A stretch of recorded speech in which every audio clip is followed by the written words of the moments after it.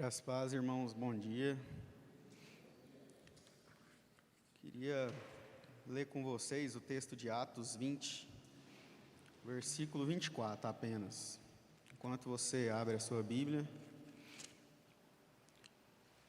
eu queria falar com os irmãos acerca de uma coisa que a gente tem visto muito, ultimamente nos movimentos pentecostais e neopentecostais, e eu já estive na parte desse movimento por um tempo atrás, alguns anos atrás, e é uma busca por um novo avivamento.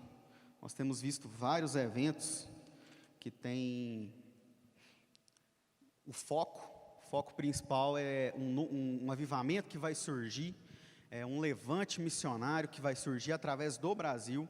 Então, em média, aí, na pesquisa que eu fiz, em média, há uns 20 anos, a gente tem ouvido essa conversa nesse meio pentecostal e neopentecostal.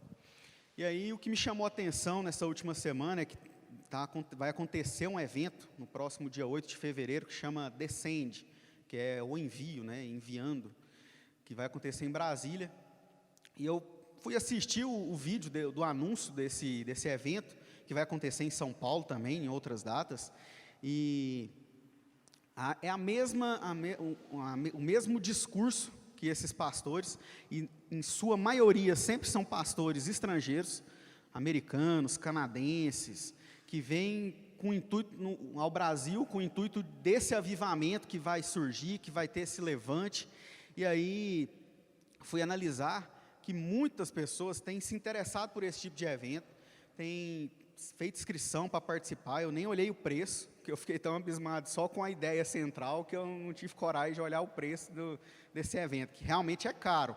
Pelos comentários que eu tinha visto, o pessoal falando, vendo por tanto, então assim, valores exorbitantes, para estar ouvindo algo ali que você poderia estar ouvindo dentro da sua casa ou dentro da sua igreja, lendo a Bíblia, entendendo qual é o seu propósito central.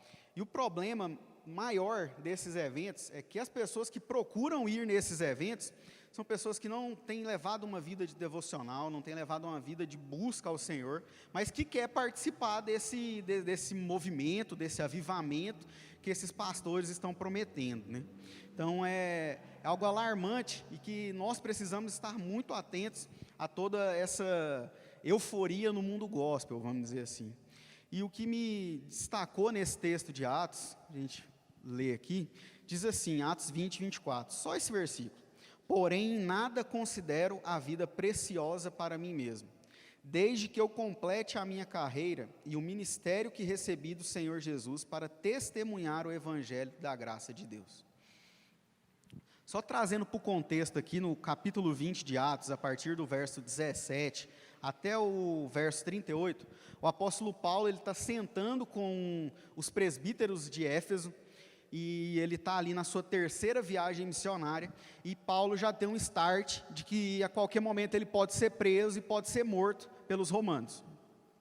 Então ele se reúne com os presbíteros de Éfeso e vem trazer orientações a esses presbíteros. Então se você parar para estudar esse texto posteriormente na sua casa, no decorrer desse texto, ele vai chamar esses líderes de Éfeso de presbíteros, de bispos e de pastores. Então, para Paulo não existe diferença nesse título, ou nessa função. O presbítero, o bispo e o pastor, ele exerce a mesma função, que é o quê? Pastorear a igreja do Senhor. Então, Paulo está exortando, ele reúne com esses líderes para falar um pouco do que ele viveu durante esses 3 anos ali de ministério, que ele esteve em Éfeso implantando essa igreja, e exortando a ele e alertando também de que futuramente lobos vorazes, falsos mestres, falsos pastores, estariam tentando adentrar ao meio deles. Então, no verso 24, ele vem falar sobre isso, de que ele não considera a vida dele preciosa para ele mesmo. Então, essa é a primeira divisão que a gente tem no texto, é de que a gente precisa entender que a gente não tem preciosidade em nada. Nós somos miseráveis pecadores, e se Deus estendeu a sua graça a nós, isso já é um milagre grandioso, porque eu digo muito para os meninos, para os meus amigos, que merecido vai estar escrito na porta do inferno.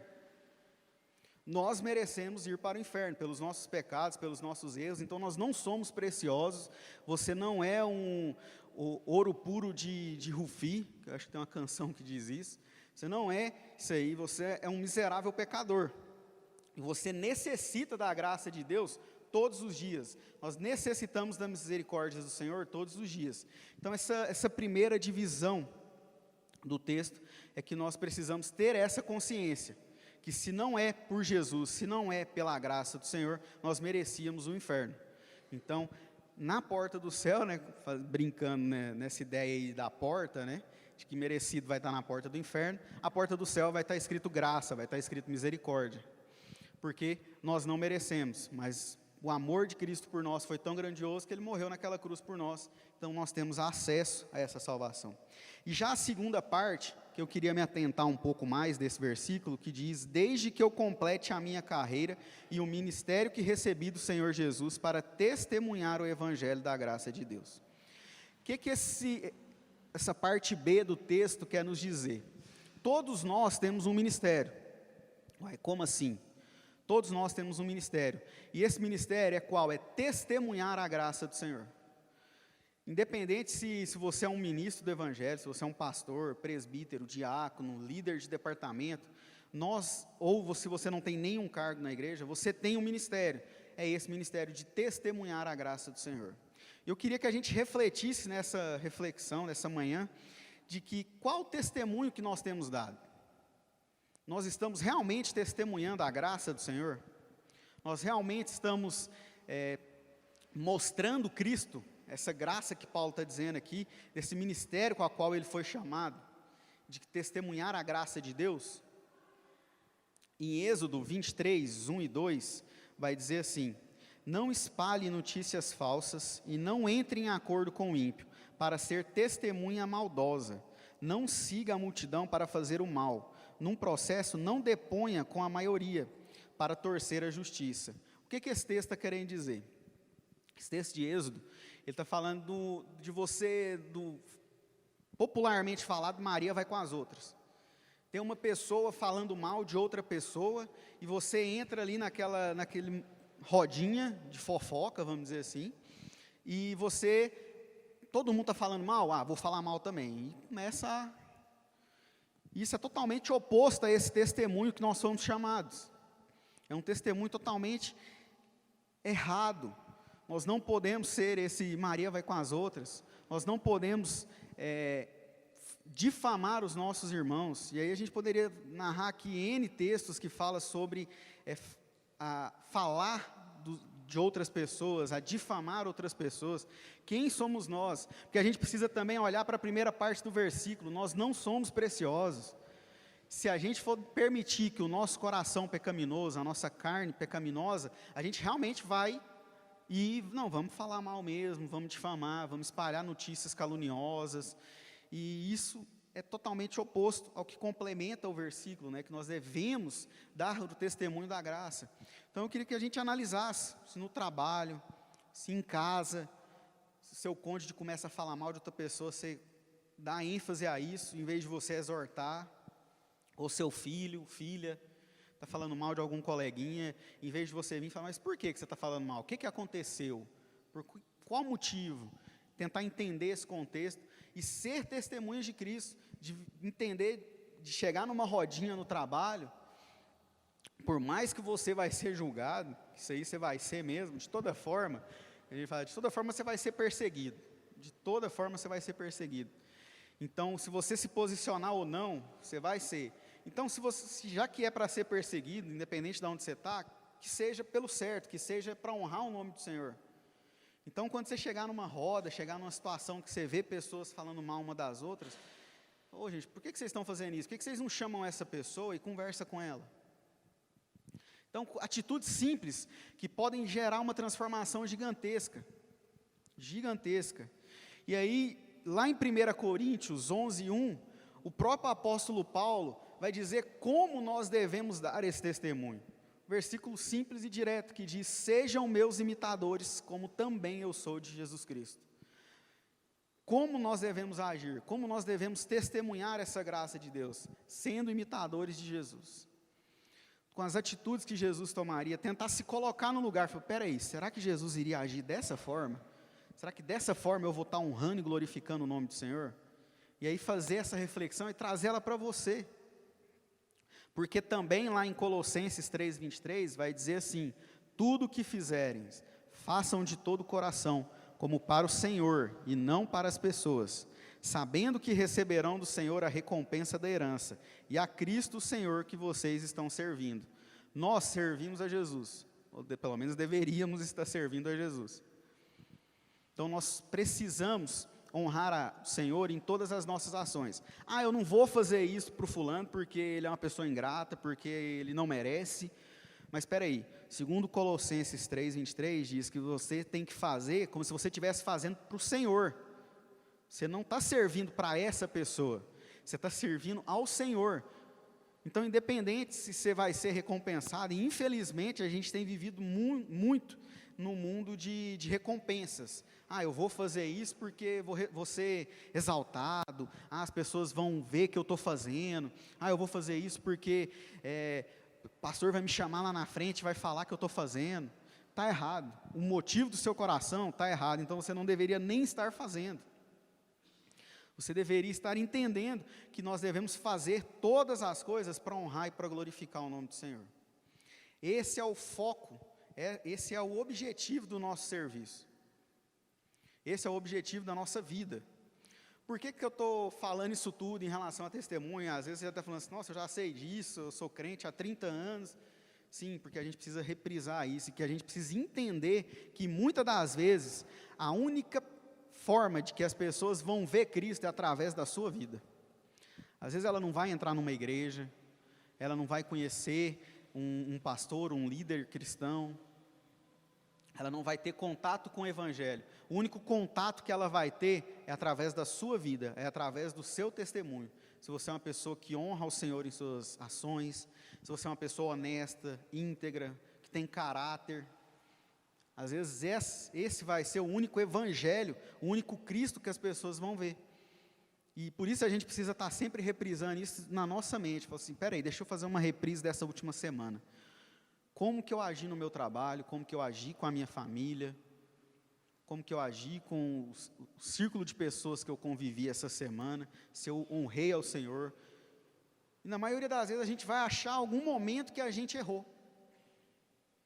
Mas graças a Deus, essa graça, essa misericórdia se estendeu a nós, e é o momento da gente pedir perdão, é o momento da gente reconhecer o nosso erro e tentar mudar para que isso não aconteça novamente. Nós precisamos mostrar Cristo em todas as nossas ações, né? Certa vez, ouvindo o pastor Hernandes Dias Lopes, ele fez uma comparação, em relação a Jesus e o sol, de que Jesus, ele é o sol, ele tem luz própria, ele brilha, ele não precisa de ninguém para ele ser quem ele é, e nós somos a lua, de que nós precisamos da luz de Jesus para brilhar nesse mundo. E é bem didático isso, a gente precisa refletir a luz de Jesus. Por quê? Porque a lua não tem luz própria, ela reflete apenas a luz do sol quando nós vemos ela na noite. Então nós precisamos refletir a luz de Jesus, nós precisamos mostrar Jesus para as pessoas. E esse é um ministério desafiador, a qual Paulo diz, esse é um ministério que nós precisamos encerrar a nossa carreira completando eles, de testemunhar. Porque às vezes você vai ser um missionário só testemunhando, e vai ser um grande impacto na vida de outras pessoas só com o seu testemunho. Vai mudar a vida de muitas pessoas só através do seu testemunho. E uma aplicação, para a gente encerrar esse momento,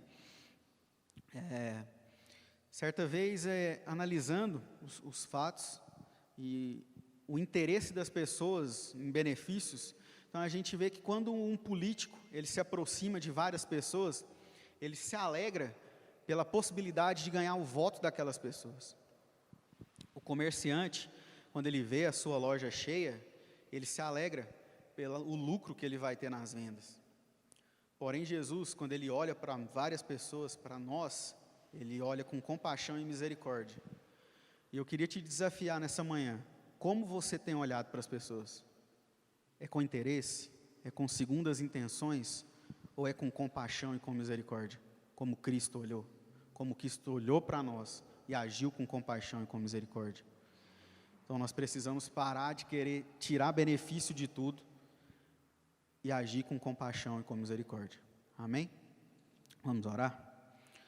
Senhor, muito obrigado, Pai, pela sua presença em nosso meio. Muito obrigado pela oportunidade de nos reunirmos na sua casa hoje pela manhã, de estar prestando culto ao Senhor, de estar tentando ser pessoas melhores, de estar buscando encerrar a carreira e guardar a fé e dar o verdadeiro testemunho em relação à graça do Senhor. Nos ajuda, Pai, a corrigir os nossos erros, a melhorar aonde nós estamos errando, para que nós venhamos testemunhar, te honrar e te glorificar em todas as nossas ações, Pai. Muda, Pai, a nossa realidade e nos ajuda a melhorar onde precisa ser melhorado, Senhor. Nos abençoe em nome de Jesus. Amém.